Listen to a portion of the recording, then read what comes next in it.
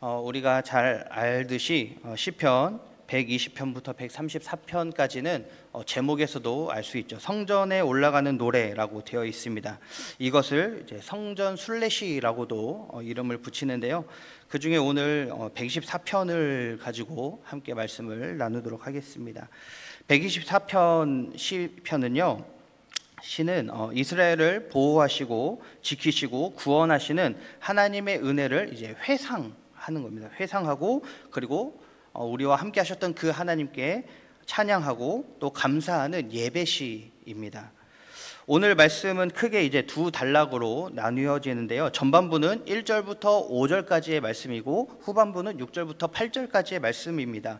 그래서 1절부터 5절까지의 말씀은 과거를 회상하면서 하나님이 우리에게 정말 수많은 이 위기와 이런 상황들이 있었는데 그 하나님이 우리를 지켜주시지 않았더라면 어쩔 뻔했냐라고 하는 이런 내용이 들어있고요.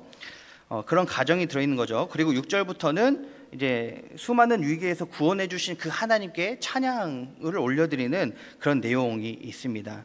오늘 이 시편의 고백을 제목에서 알 수 있듯이 다윗의 시라고 되어 있습니다. 다윗이 이제 고백을 하는 거죠. 우리가 신앙생활을 하다 보면 이런 다윗과 같은 고백을 우리도 할 때가 있습니다. 그런 모습을 발견하는 거죠. 어떨 때냐면 이렇게 한참 신앙생활을 하다가 뭐 이렇게 딱 어느 순간 우리 삶의 뒤를 딱 돌아봤더니 그래 지금까지 인도해 주신 게 하나님께서 함께 하신 것이기 때문에 내가 지금까지 온 거구나 라고 하는 어떤 회상과 함께 하나님께 영광을 올리는 우리의 순간이 있습니다. 그래서 이런 고난이 어려움이 있었지만 지금 와서 돌이켜보니 하나님의 은혜였구나, 이런 고백이 우리에게 있는 것이죠. 이스라엘의 역사는 하나님의 도우심의 역사라고 할 수가 있습니다. 이런 하나님의 도우심이 물론 하나님께서 태초부터 우리를 사랑하시고 우리를 이끄시고 도우시고 계획하시고 이렇게 하셨지만 이스라엘에게 있어서 그 근본적인 그 이스라엘의 역사의 시작을 좀 본다면 강력하게 드러나는 게 바로 이 출애굽 상황에서부터라고 볼 수가 있습니다. 하나님의 도우심이 강하게 있었던 때가 바로 이 출애굽 시기 때부터인 거죠. 이스라엘 백성들이 애굽에서 약 300년간의 노예 생활을 하다가 하나님께서 이제 때가 됐다 하면서 모세를 통해 그들을 애굽에서 나오게 하십니다. 여기서부터가 얼마나 큰 하나님의 은혜이고 하나님의 도우심입니까? 그렇게 나온 자들이 이 광야를 가면서 광야 40년간의 여정, 이 가운데서도 하나님이 함께 하시고 도우시고 그리고 가나안에 들어가는 것과 가나안에서 수많은 민족들을 이제 정복하며 나아가는 것과 그리고 그 시기를 지나서 사사시대와 왕정시대에 이르기까지 하나님의 은혜를 배제한 이스라엘은 생각할 수가 없는 공동체인 것입니다. 하나님의 은혜 없이는 존재할 수 없는 공동체가 이스라엘 공동체입니다. 이렇게 이스라엘 백성들은 하나님의 도우심으로 수많은 위기를 벗어날 수 있었습니다. 이처럼 하나님께서 이스라엘과 함께 하시고 이스라엘을 도우신 것처럼 우리와도 함께 하시고 우리를 도우시는 줄 믿습니다. 우리의 삶 역시도 하나님의 은혜를 배제하고서는 생각할 수 없는 그런 삶이 될 줄 믿습니다. 오늘 말씀에서 다윗은 이스라엘의 위엄과 하나님의 도우심을 어떻게 표현하고 있냐면 우리 1절과 2절에서 똑같은 표현이 나오고 있는 거죠. 어떻게 합니까? 여호와께서 우리 편에 계시지 않았더라면, 이렇게 표현을 하고 있습니다. 부정가정법을 사용하고 있는 거죠. 우리도 이런 가정법 좀 많이 사용하지 않습니까? 내가 이렇게 하지 않았더라면, 이렇게 했더라면, 이런 생각을 많이 합니다. 내가 조금 더 공부를 열심히 했더라면, 내가 좀 더 좋은 대학에 갈 수 있었을 텐데, 일찍부터 건강을 챙겼더라면 제가 지금 이렇게 고통받지 않아도 됐을 텐데, 내가 좀 더 제대로 알아보고 투자했더라면 내가 이렇게 망하지 않았을 텐데, 내가 지금의 남편을 만나지 않았더라면 좋았을 텐데, 이런. 네. 지금은 남편을 만나서 훨씬 좋은 거죠, 그렇죠?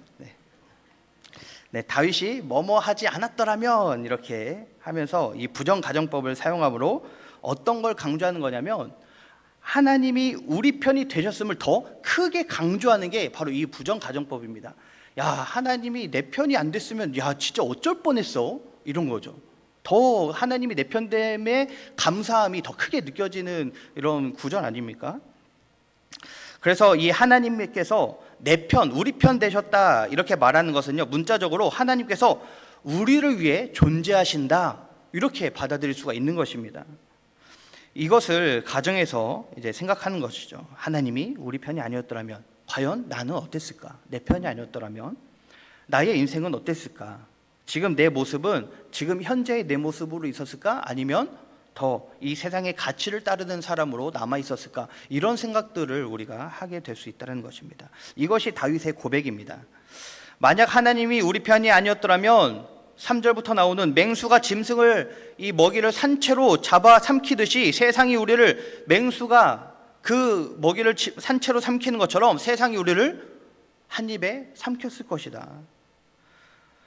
4절 5절에서 물의 범람함을 이야기합니다. 물이 범람하여 홍수가 나서 우리 삶과 삶의 터전을 휩쓸고 고난과 고통이 우리 삶을 휩쓸었을 것이다.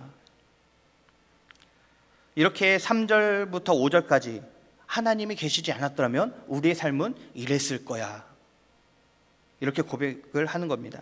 반복되는 내용이 있죠. 3절부터 5절까지가 그때에 그리고 마지막 부분에 삼켰을 것이다, 이렇게 이야기하고 있습니다. 그때가 언제입니까? 만약에 하나님이 우리 편이 아니셨을 때에 우리는 이렇게 삼켜졌을 것이다, 이걸 이야기합니다. 세상의 고난과 고통, 우리의 원수, 세상의 가치관은요, 감히 우리가 저항할 수 없을 정도의 강력한 파괴력을 가지고 우리를 삼키려고 매일매일 다가오고 있습니다. 만일 하나님이 우리 편이 아니셨더라면 우리는 그 세상에 반드시 삼켜졌을 것입니다. 그런데 하나님께서는 우리를 사랑하시고 외면하지 아니하시고 우리와 함께 하시고 도우심으로 우리를 그 세상에 그대로 삼켜지도록 내버려 두지 않으셨습니다. 6절을 보니까 어떻게 고백하고 있습니까? 우리를 내주어 그들의 이에 씹히지 아니하게 하신 여호와를 찬송할지로다. 이 말은 무엇입니까? 하나님께서 우리를 그 세상의 먹이로 내어주지 않았다라는 거예요. 세상은 우리를 바라봤을 때 야, 참 좋은 먹잇감이다, 이렇게 보면서 우리한테 오지만 하나님은 우리를 그 먹잇감으로 내버려 두지 아니하셨다는 겁니다. 먹잇감으로 던져주지 않았다는 거예요. 세상은 우리의 약점을 너무나 잘 압니다. 그래서 우리가 어떻게 하면 넘어질지, 어떻게 하면 고통스러울지 너무나 잘 알아요. 어떤 사람은 돈에 약하고, 어떤 사람은 여자에 약하고, 어떤 사람은 권력에 약하고, 어떤 사람은 건강, 가족, 자녀 등등등 우리가 약한 부분이 너무나 많이 있습니다. 그리고 이 사단 마귀는요, 우리의 무엇을 건드리면 우리가 금방 분내하거나 우리가 금방 넘어질 것을 너무나 잘 알고 있는 것이죠. 그래서 그 약점을 이용해서 우리를 넘어뜨리고 쓰러뜨리고 일어나지 못하게 하고 그렇게 삼키려고 하고 있는 것입니다. 그게 끝난 게 아니에요. 계속 이어지고 있습니다. 매일매일 우리 삶 가운데 그런 유혹과 그런 어려움이 있다고요. 실질적으로 우리가 어떤 가정에서 겪는 고통과 고난, 이것만이 아니라 우리의 영적인 싸움이 있다는 것입니다. 중요한 게 무엇입니까? 이런 위기 상황이 없다라는 게 아니에요. 우리가 보기에 너무나 위협적이고 이 긴박한 삶의 문제들이 아주 분명하고도 반드시 우리 삶에 있다라는 사실입니다. 하나님께서는 우리와 함께 하신다라고 말씀하실 때 너희에게 있는 이 모든 문제들 없이 해줄게, 이게 아니라 너희들에게 그 문제가 있을 것인데, 분명히 반드시 있을 것인데 그 문제에 넘어지지 않도록 내가 함께 해줄게, 이 말씀이신 거예요. 그래서 그 문제를 통해서 하나님을 찾고 하나님이 함께 하시고 하나님이 도우시고 하나님이 우리의 왕 되심을 깨닫게 하시는 것, 그게 하나님이 우리와 함께 하시고 우리를 도우시는 것입니다. 우리가 그런 믿음을 가지고 나아갈 때 우리 7절에서처럼 우리의 영혼이 사냥꾼의 올무에서 벗어난 새같이 될 것입니다. 사냥꾼의 올무라고 말하고 있는데, 사냥꾼, 이게 뜻이 올무를 놓는 자 또는 유혹하는 사람이라는 뜻입니다. 그리고 올무는 새를 잡기 위한 덫이죠. 그런데 이게 비유적인 뜻으로 무엇이냐면 재앙의 원인이나 이유 또는 재앙의 도구로 비유적으로 많이 사용을 합니다. 그러니까 사냥꾼의 올무는요, 하나님의 백성이 이 세상에서 만날 수 있는 수많은 어려움 중에서도 특히나 사단이 아주 주도 면밀하게 계획해서 쓰러뜨리려고 하는 그런 계획, 이걸 이야기합니다. 그러니까 올무는 사냥꾼이 설치를 하는 건데, 사냥꾼이 보는 앞에서 할까요? 안 볼 때 할까요? 안 볼 때 하겠죠. 그 앞에서 하면 무슨 소용이 있겠습니까? 이 올무를 설치하는 시간이나 장소나 이것을 사냥을 당하는 존재는 모릅니다. 결코 알 수가 없어요. 그러니까 우리도요, 언제 우리에게 어떤 어려움이, 고난이, 고통이 찾아올지 우리는 절대 모릅니다. 그러다가 올무에 걸리고 말죠. 때로는 올무를 비껴나갈 수도 있겠죠. 그러나 올무에 걸릴 때도 있습니다. 만약에 우리가 올무에 걸리면 어떻게 합니까? 벗어나기 위해서 막 몸부림을 칩니다. 그럼 어떻게 되죠? 이 올무가 더 옥죄어오면서 더 고통스럽고 스스로 빠져나갈 수 없는 그런 상황에 우리가 빠지는 것이죠. 스스로의 힘으로 이 올무는 결코 빠져나올 수 없습니다. 이런 올무에 걸린 짐승의 모습이 마치 이스라엘 백성들이 이도저도 할 수 없는 그 위기, 절체절명의 순간에 빠져있는 그 모습과 같고 또 우리의 삶과 같다라는 것이죠. 그런데 7절에서 뭐라고 말합니까? 그 올무가 찢어졌다라고 이야기하는 겁니다. 그 올무가 찢어져서 그 올무에서 벗어난 새같이 되었다라고 고백을 하는 겁니다. 올무에서 벗어나려면 어떻게 해야 됩니까? 반드시 외부의 도움이 필요합니다. 내 힘으로 안 돼요. 반드시 외부로부터의 도움이 있어야 됩니다. 우리는요, 우리 스스로를 구원할 수가 없습니다. 반드시 외부로부터 그 구원이 들어와야 되는 거예요. 그리고 하나님께서 우리와 함께 하시고 우리를 도우심으로 우리를 그 사망에서 구원하시고 원수로부터 구원하시고 수많은 문제와 고난과 고통, 질병으로부터 우리를 구원하시는 줄 믿습니다. 그렇게 우리를 도우시는 하나님이 어떠한 하나님이십니까? 우리 8절을 보니까요, 이렇게 기록되어 있는데 우리 8절 같이 한번 읽겠습니다. 시작. 우리의 도움은 천지를 지으신 여호와의 이름에 있도다. 아멘. 여기에서 이름은 단순한 그 사람의 그냥 호칭 이게 아닙니다. 그것을 의미하는 게 아니라 고대 근동에서는 이 이름을 그 이름을 가진 이 존재 자체, 어떤 그 존재의 속성, 능력, 이것을 나타내는 게 이름이에요. 우리도 그런 거 막 있잖아요. 싸울 때 너 내가 누군지 알아? 막 이런 거 있지 않습니까? 놔봐, 나 말리지 마. 내가 누군지 알아? 막 이렇게 하는 것처럼 그 뭐 상대방이 너 누군데? 이렇게 물어볼 수도 있겠죠. 이게 뭐예요? 내가 누군지 알아? 하늘 때 그게 내가 어떤 사람인지, 어떤 능력을 가지고 있는지, 어떤 위치에 있는지 너 알아? 뭐 이런 거 아니겠습니까?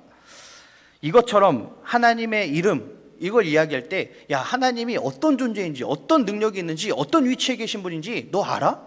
이런 거죠. 그 하나님, 그 하나님의 이름 앞에 무엇이 수식하고 있습니까? 오늘 말씀에 천지를 지으신,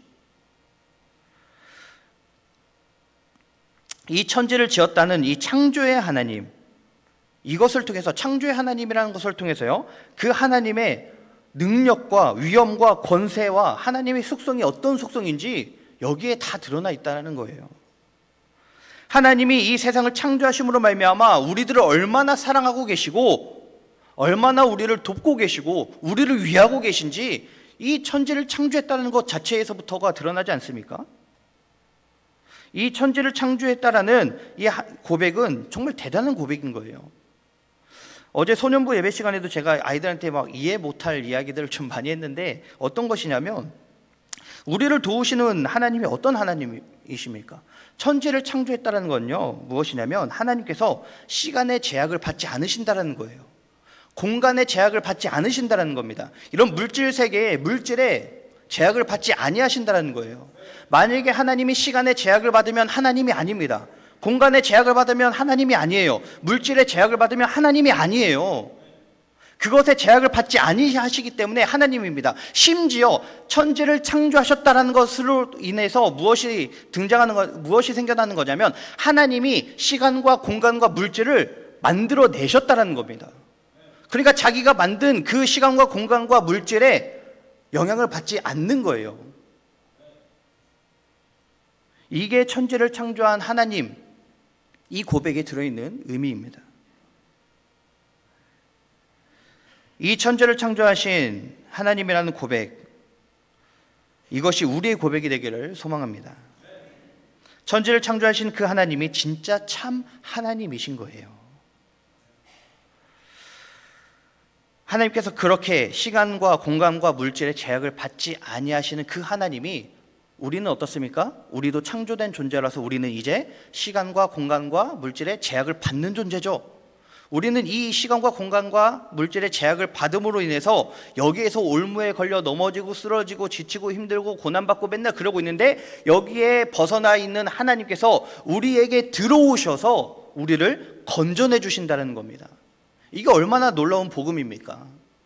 제약을 받지 아니하시는 하나님이 스스로 제약권 안에 들어오시겠다는 거예요. 내가 스스로 제약을 받겠다는 거예요. 왜요? 우리를 사랑하니까. 그 하나님이, 참 하나님이신 그 주님이 지금도 여전히 우리와 함께 하시는 줄 믿습니다. 우리의 고난과 고통과 아픔과 질병을 아시고 우리의 모든 환난에서 건져내 주시는 그 주님이신 줄 믿습니다. 그 주님을 날마다 신뢰하며 나아가는 우리 모든 성도님들 되기를 간절히 소망합니다.